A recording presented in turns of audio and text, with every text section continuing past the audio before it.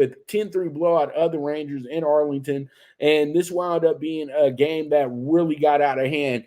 There was the 3-run homer in the third inning, literally just fourth inning, actually, literally just ended the game. Okay, because it was getting real juicy because the Astros jumped out to a 3-0 lead to start the game. Okay, the Astros were not messing around to start that game off yesterday. They jumped out to a 3-0 lead. Then the Rangers were able to counter with a 2 runs in the third, 2 runs in the second, and then Corey Seager hit a opposite end homer that tied the game up and lifted the spirits at Global Life Park. And then you know what? After that, it was all Astros. Pretty much 7 unanswered runs right after that.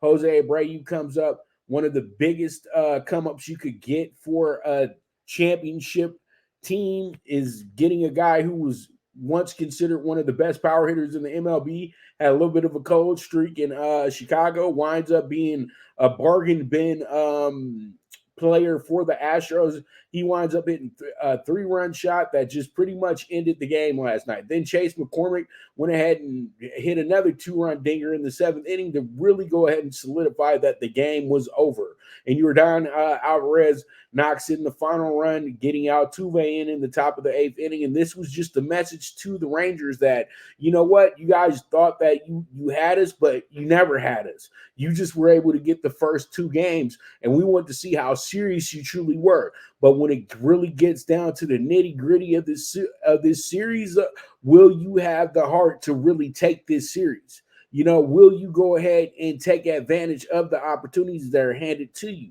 I feel like what happened with the Rangers is that they utterly failed in these last 2 games. They did not play like the team that won 6 in a row before they got here. It's really, to be honest with you, they did not look like that team that won 7 in a row. Actually, I'm sorry, before losing now, and they just didn't look good these last few games. But it's understandable because, as I told you guys when we entered Game 3, that the Astros are a much better road team than they are at home.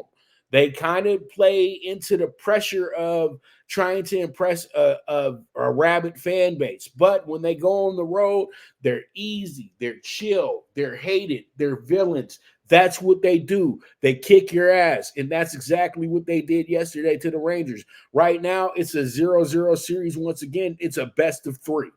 That's what it is right now. And the Rangers have to put that mentality in their head. They got to stop living off the fact that Bruce Bochy was with the Giants a decade ago and they won titles. That's not you. That's not you. You're not the Giants, okay? So that's why you're not getting the same results, because that team was a bit different. And the thing is, the Rangers are really playing with house money, and now it's starting to show. And now what you got to do is either keep the iron hot or get your ass up off the table. It's one or the other. But I don't see this team getting swept out of a backdoor sweep. That's what I like to call, when you go down 0-2 and then a team wins 4 in a row. I don't think they get backdoor swept. I think the Astros did what they had to do to ensure that there's going to be 7 games here.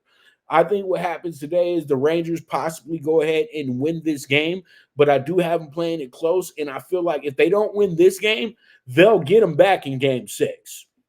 I just really feel like that we do have this a 3-game series, and pretty much right now, I think we're headed to 7 games. Okay, I just truly do, because we'll have a game Sunday, we'll have a game Monday, and that's exactly what the MLB wants it to be. So with that, we move forward. Let's go ahead and jump into our next, and that's